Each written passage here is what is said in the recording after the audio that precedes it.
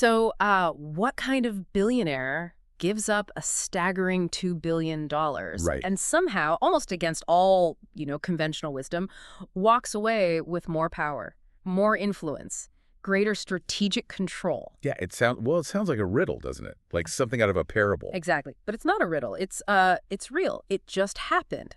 Picture this. The Dallas Mavericks, right? NBA powerhouse. Mm-hmm. They just changed hands. A deal valued at nearly $3.5 billion.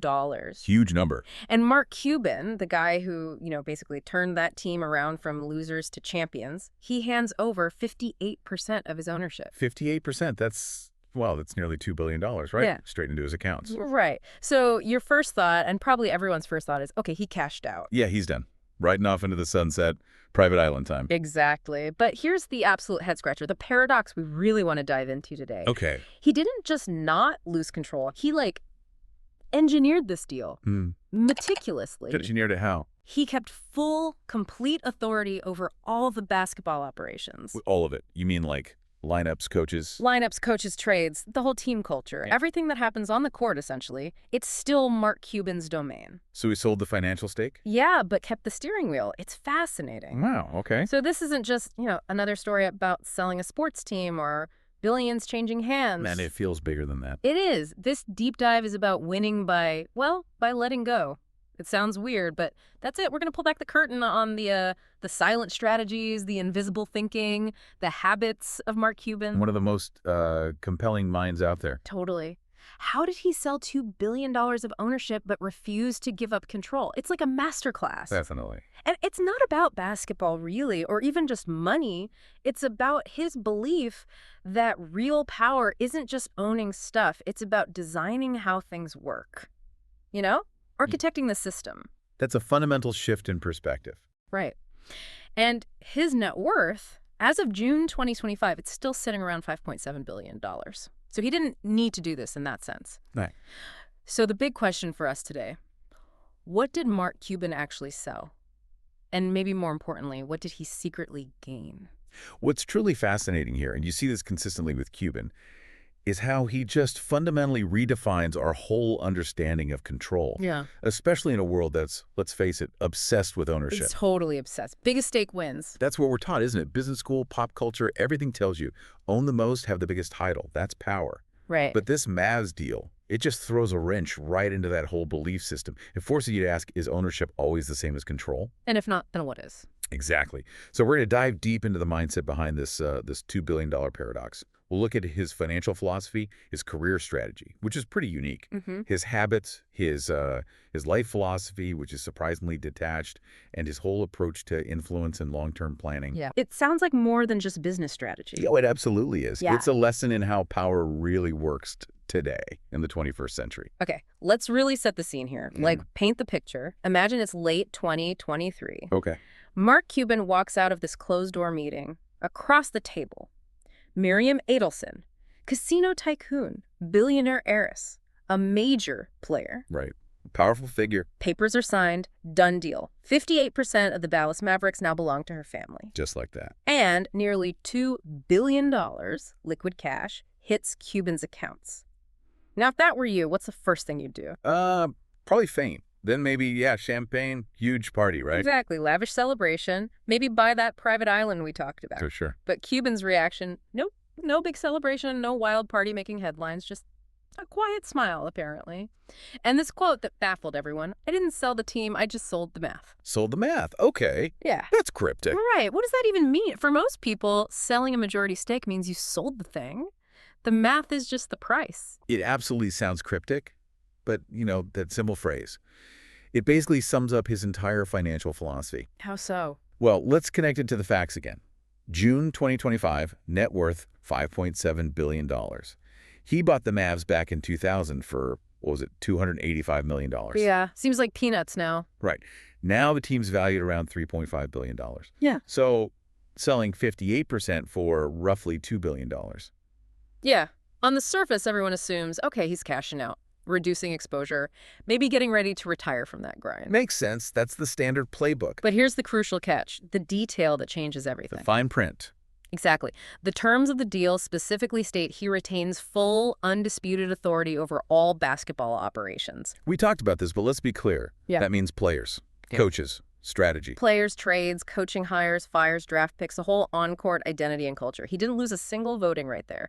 No authority ceded where, for him, the real art of building a team happens. So he offloaded the financial side, the liability, the capital, tied up in the asset, while keeping the operational power. That's the math he sold. The equity percentage, the balance sheet impact, the liquidity issue. Ah, okay, so it's decoupling ownership from operational control. Precisely. And this taps right into his deep mindset about money. It's never been about just having money for him, accumulating assets for status, not his game. So what is it about then? Leverage. Money is a tool for leverage. He uses it to engineer autonomy, to reshape systems. Think of it like a master craftsman. They don't just collect tools to own them. They use tools to build or change things. Money as a tool, not a goal. Exactly. It's not the throne he wants. It's the ability to influence what happens in the kingdom without being tied to the throne itself. That makes sense. And if you connect this to the bigger picture, money for him is about freedom and impact, not just hoarding. He famously said, freedom is what matters. Owning everything doesn't mean controlling anything. That's a direct challenge to how most wealthy people think, isn't it? Absolutely. Most billionaires hoard equity. They fight tooth and nail for that 51% for paper control, Cuban. He designs deals where he lets go of the ownership paper, the financial weight, but keeps his hand firmly on the wheel he cares about. Trading capital for influence, financial burden for agility. That's it, exactly. That's like he's avoiding this hidden fear. Maybe a fear most billionaires won't admit. Which is? The fear of being trapped by what you own. You know, the more you cling to paper control, the more you're kind of owned by it. Your assets become your master. That's a really insightful way to put it. You become a slave to managing the empire. Yeah. Less time for the actual game. And Cuban learned this lesson really early, didn't he? With broadcast.com? Oh, absolutely. 1999. Yahoo buys it for $5.7 billion. .com peak. And he got out clean. What does that mean, clean? No golden handcuffs, those deals that force you to stay for years to get your full payout. No long-term contracts binding him to Yahoo's structure. And crucially, no emotional baggage. He took the cash, walked away, free to do the next thing. And he's applied that logic ever since, that detachment. Consistently. He understands something fundamental. Hmm. You don't need to own the throne to rule the kingdom. He's not playing the who owns more game. He's playing the who designs better leverage game. Perfect summary. Influence, functional control, strategy, not just equity percentages. Right. And that brings us to the key takeaway here, I think. Money should buy you clarity, not clutter. Meaning?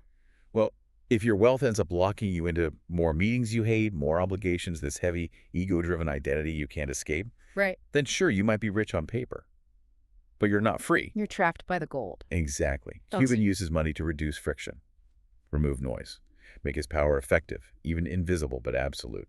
He designs the system so it works his way. And this raises a really interesting question for you listening. If you suddenly got, say, $5 million in cash, what's your gut reaction? Buy stuff. Invest it traditionally. Right. Would you use it to own more assets, more equity? Or would you use it to control better, gain autonomy, simplify, reduce friction, and amplify your actual impact? That's a deep question. It challenges the whole definition of success, really. It does. The power isn't just in what you buy, but how it changes your agency. You mentioned broadcast.com. That feels like such a pivotal moment, not just becoming a billionaire, but that specific way he became one. Selling it to Yahoo for that huge sum, $5.7 billion, and just walking away. Right, walking away clean. No golden handcuffs, no long-term contracts, no emotional attachment making him look back. Yeah. That's rare for entrepreneurs, isn't it? They often call their company their baby. Extremely rare. Most founders tie their identity to their creation. Letting go is incredibly hard. But Cuban saw companies differently, even then. As vehicles for leverage, you said. Exactly. Not legacies to be guarded forever. His approach was clear. Build fast, create massive value, exit cleanly, and then this is key, use that freedom and capital to invest and influence from the outside. So that 1999 deal wasn't just about getting rich. No, it was about liberation. It gave him the financial firepower and the autonomy to become this kind of free agent billionaire, able to make bold, unconventional plays without answering to anyone. Less about accumulation, more about setting up the next move. Precisely. And if you trace his career since then, you see this pattern repeat. It's remarkably consistent. What are the core elements of that pattern? Enter early. Design for scale and disruption. Create value fast. And then get out before ego or sentimentality starts clouding judgment. The Mavericks deal fits that perfectly then. Textbook example. Buys it in 2000, transforms it, builds this huge brand. Then, 2023, sells 58% for $2 billion, but keeps control of the one thing he really cares about and that nobody else could replicate, the basketball culture and operations. So he's not just a figurehead minority owner. Not at all. He kept the exact levers of power that matter to him. He doesn't want to be in board meetings about hot dog prices. He wants to build a championship team. That's his passion there. What about Shark Tank? All those investments? Over 85 startups through the show. But look closely. He rarely gets deeply entangled in the day-to-day. He provides strategic advice, opens doors, lends his brand power. Why not get more involved? Because he's not trying to be the next Jeff Bezos building this sprawling empire he has to manage forever. He's trying to be, as you might say, untrappable. Untrappable. I like that. That's what sets him apart. Most ultra-wealthy people build these massive, complex things they can't walk away from. They become prisoners of their own success. Right. The gilded cage again? Exactly. Cuban builds launch pads, ventures designed to take off. And he doesn't stay on board longer than the momentum or the mission requires. And somehow his influence grows after he steps back. That seems paradoxical. It does, but it makes sense. Because he's seen as strategic, detached, not bogged down by ownership constraints. His goal isn't to be indispensable day to day. It's to create something robust enough to thrive without him. What about cost plus drugs? How does that fit? Perfectly. It's mission-driven, price transparency, affordability, and healthcare. He didn't need to own the whole pharma industry, right? No manufacturing, no huge R&D. Exactly. He just needed to own the disruptive principle, change the conversation. He used his influence, his brand, as the lever, not just his checkbook. He's trying to change the rules of the game, not own every piece on the board. So putting it all together, he's not loyal to positions or titles? No. He's loyal to leverage points. Which is why when he sells or leaves, he doesn't really leave. He's not checking out. Right. He trains the systems, he builds the Mavs, cost plus drugs, his Shark Tank companies to run without his constant input. But he stays one step ahead strategically, manages relationships, leverages his brand. It's the difference between building to be king, needing the throne. Versus building so you never need a throne because the kingdom runs on your design. His goal isn't being irreplaceable, it's creating lasting impact through systems. Okay, so here's where it gets really interesting for you, listening to this. Thinking about your own career. Are you building something you can genuinely walk away from one day? Something that can thrive without you chained to it? Or are you, maybe without realizing it, building that gilded cage, that prison with your name on it, trapping yourself with obligations and inertia? Because your wealth, financial, intellectual, whatever, should make you mobile, right? Free. Yeah. Not stuck. Absolutely. Cuban mastered building to exit, but staying to influence. Yeah. It's not about a static legacy. It's ensuring ongoing impact. It's about freedom. And freedom is probably the most undervalued asset there is. Seriously overlooked. Let's talk about speed. Because in that world, billion-dollar decisions, usually time is seen as a luxury, right? Deliberate for weeks, months. Endless analysis, committees, due diligence taking forever. But Cuban treats time like a ticking bomb. He just doesn't sit on decisions. Not at all. You see it on Shark Tank all the time. The founders barely started their pitch. 30 seconds in. And he cuts in.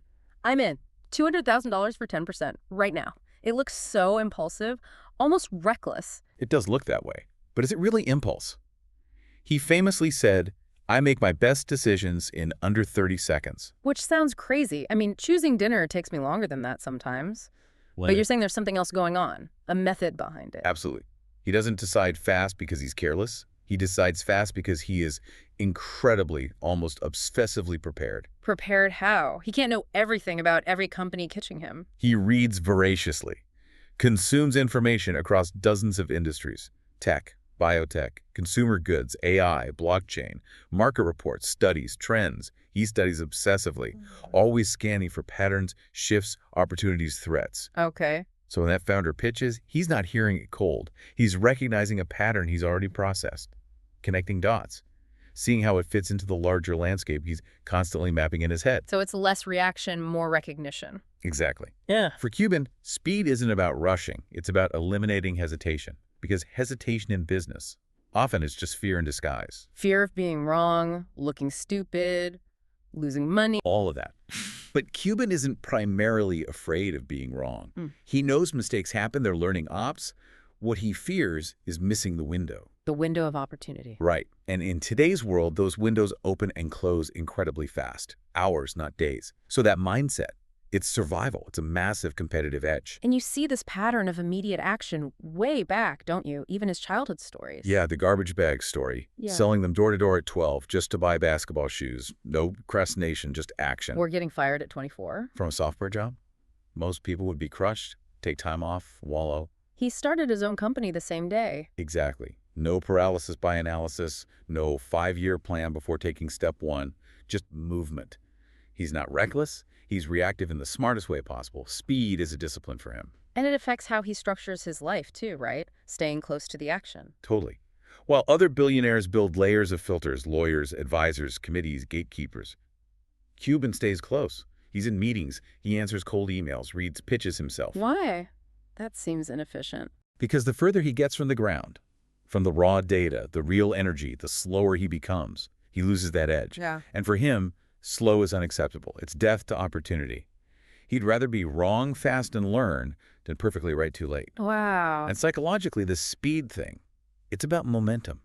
He knows not every deal needs to be a home run, but keeping momentum alive, that's crucial. Momentum compounds faster than money. In many ways, yes. Constant decisions, even imperfect ones, mean you're building velocity, gathering data, learning faster, creating new paths. So it's not bad decisions that kill you. It's usually indecision, getting stuck, waiting for perfect. That's why speed is his unfair advantage. It keeps him lean, relevant, ahead, even at $5.7 billion. So the insight is, speed isn't doing more, it's deciding sooner. Yeah. Committing deeper. Exactly. Deciding sooner, committing, and adapting faster. Which leads to the question for you, listening. What are you still hesitating on right now? Yeah. That thing that's quietly costing you. Maybe everything. Oof. That's a tough one. So it's not just fast decisions. You said he makes clean decisions. What's the difference? It's subtle but huge. Most people decide, but they kind of keep one foot out the door, right? Their heart's still stuck on what they're leaving. They hedge. They equivocate. Diluting their commitment. Exactly. Not Cuban. He's either all in with conviction or he's out. Cleanly. No lingering emotional ties pulling him back. The Maverick sale, again, feels like the prime example. It really is. Headlines screamed cashing out, giving up control. That was the easy narrative. But the fine print. The fine print showed he gave up the ownership percentage, the equity on paper, but the agreement explicitly gave him retained full absolute authority over basketball ops. Coaches, players, draft, strategy, all still his domain. Completely. He kept the wheel, dictating the course, while handing over most of the financial keys. That's a clean decision. Yeah. Separating the financial ownership from the functional control he valued. That goes way beyond just clever deal-making, doesn't it? Oh, absolutely. It's deeply philosophical. He operates with this mindset that's incredibly rare in high-stakes capitalism. Radical detachment. Detachment from what? From tying his identity, his self-worth, his ego, to what he owns. The assets, the titles. Instead, he attaches his identity fiercely to how he operates.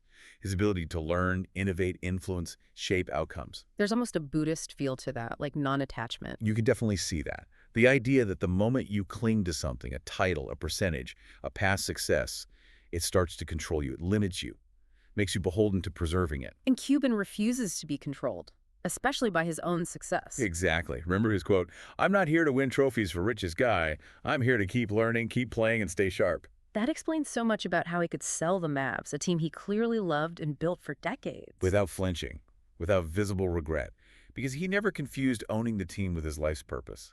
He built it into a world-class franchise, sure, but he never let the franchise define him or become an anchor limiting his future moves. And we saw this again with leaving Shark Tank, right? That was a shocker for many. Huge shock. 16 seasons, made him a household name, built his brand massively. Tons of successful investments came from it. So why walk away from that? Comfort, visibility, money. Simple answer, true to form. He doesn't stay for comfort. He stays until the learning curve flattens for him. The moment it gets repetitive, predictable, the challenge fades. He moves on. But that detachment, it doesn't mean he's disinterested or cold. No, not at all. It gives him clarity, agility. The moment a project becomes about ego, nostalgia, or just doing what people expect, he knows it's time to exit. Not heartless, but free. committed to his own growth and impact. He recognizes when a platform has served its purpose for him. Exactly, freeing up his energy and influence for the next thing. It's like he plays his career like chess. That's a great analogy. Not every piece stays on the board forever. Some are sacrificed for position, others traded to advance. The goal is always controlling the tempo, the flow of the game. And the paradox is, by not attaching emotionally, He makes better decisions, faster, sharper, more strategic, unclouded by sentiment or fear of loss. which makes you think, so many of us cling to things, don't we? Absolutely. Jobs, companies we built, titles, even relationships, long after their purpose for us has expired. We confuse endurance with wisdom, like staying put is always strength. Right. But sometimes walking away, letting go, that's the most powerful move. It frees up capital, financial, emotional, time for something new, something better aligned. So the question for you listening becomes, What are you clinging to right now? Not because it still serves you or makes you grow, but just because it once did, or because you feel obligated. and what kind of power, what freedom, what agility would you unlock if you had the courage to make that clean break, to let go? It's a profound question about personal power. Okay, so he's not obsessed with owning everything, like collecting companies. No, definitely not. But he seems relentlessly strategic about owning one specific thing. Which is, The narrative, controlling the conversation. yes, absolutely. Think about cost plus drugs again. That online pharmacy slashing prescription prices, bringing transparency. Groundbreaking model. He didn't need to own the whole pharma industry, right? No factories, no distribution networks under his control. No patents, no giant campus. He just needed to reframe the entire conversation about drug pricing. It wasn't about controlling assets. It was about controlling the information, the message. And he built it with radical transparency, direct-to-consumer, and leveraged his own name. Mark Cuban, Cost Plus Drugs. Put his reputation right on the line. That name recognition was the leverage. Precisely. And this is where his unique power thinking really shines. He used his influence, his brand, his credibility, way more than any equity stake, to shake up a deeply entrenched system. He didn't just fund a startup, he challenged an industry. Publicly. Exactly. And the core idea is this. Today, influence moves faster and often deeper than traditional ownership. How? Well, traditional capitalists think you win by controlling assets, factories, real estate, IP, market share. Cuban gets that one has. Do you often win by controlling attention, shaping the narrative, being the voice people trust, mobilizing sentiment? That's a different kind of power. Totally different.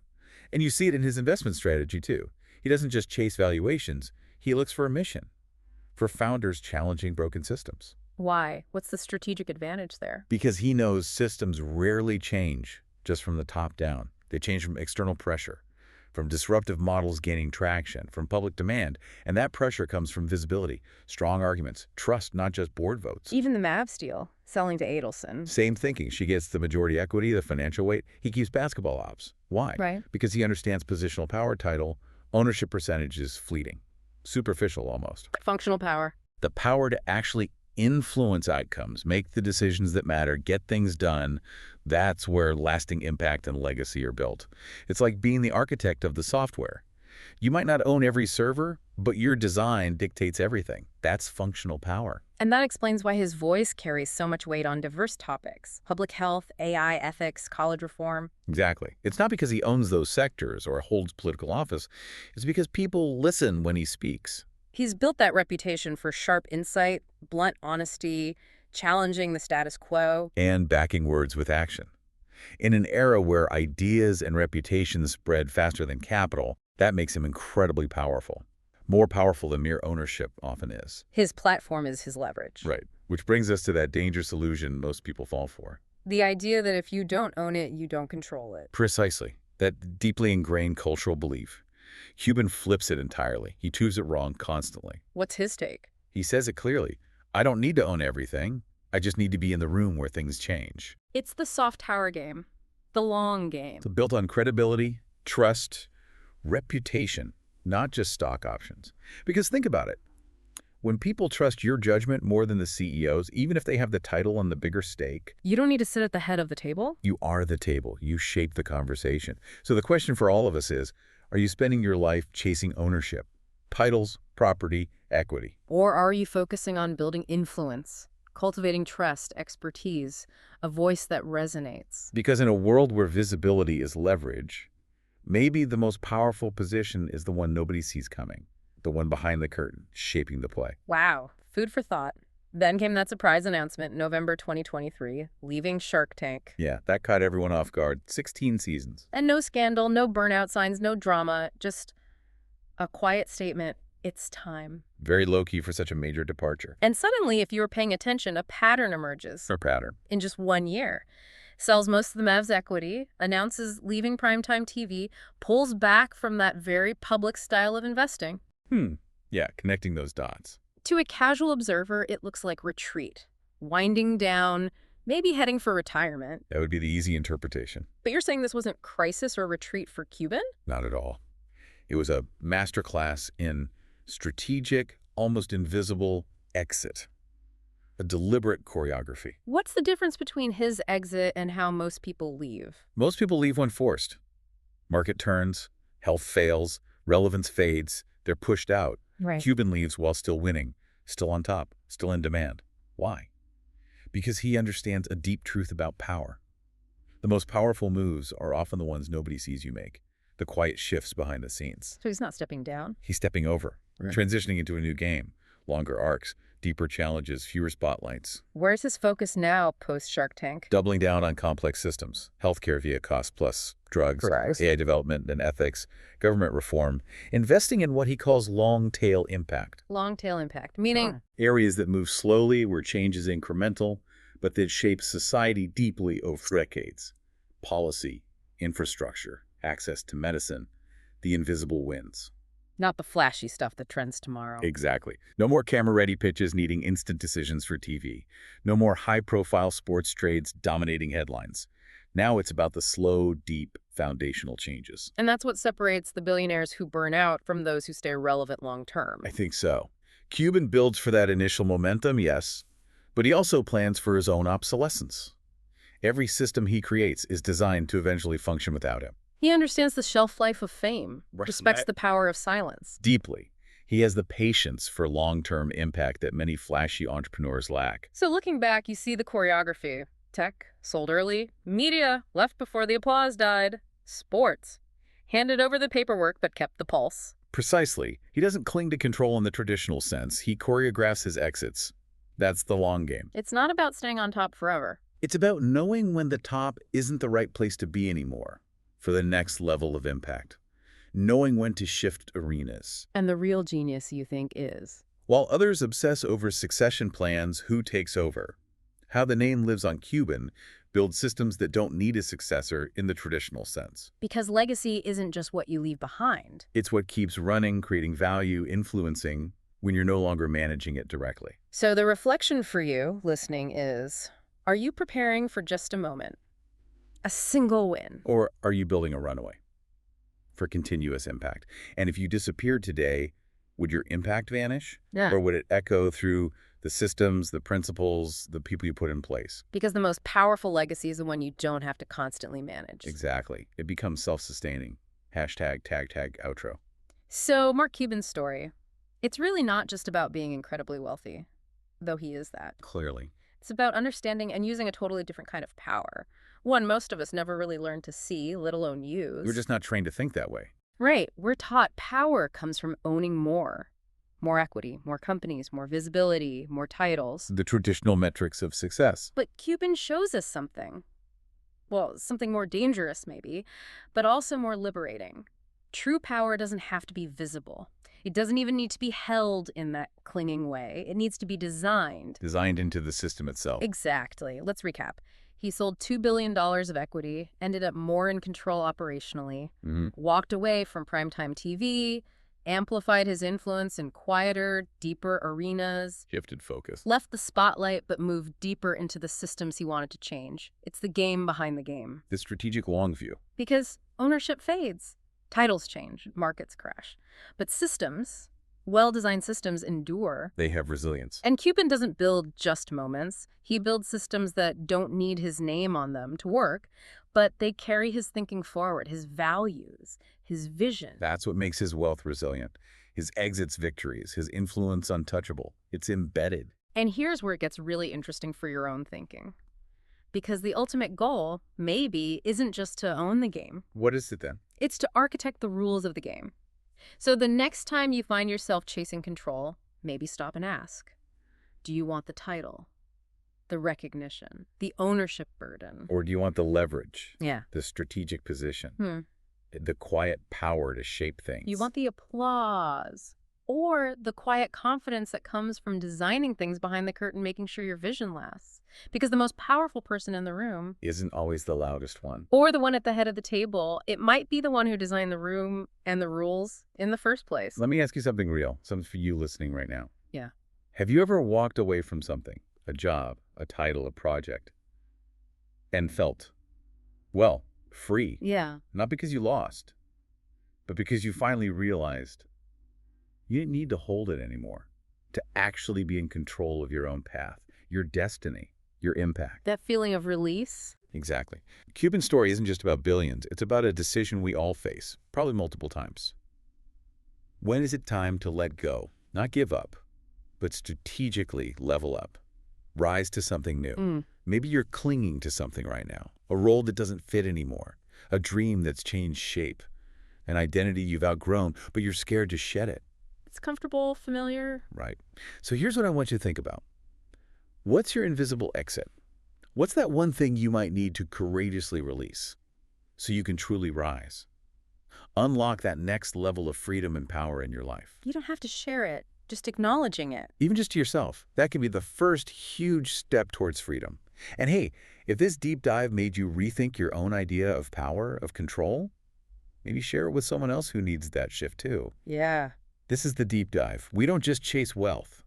We decode the thinking that builds it and the wisdom that helps it last. We'll see you next time.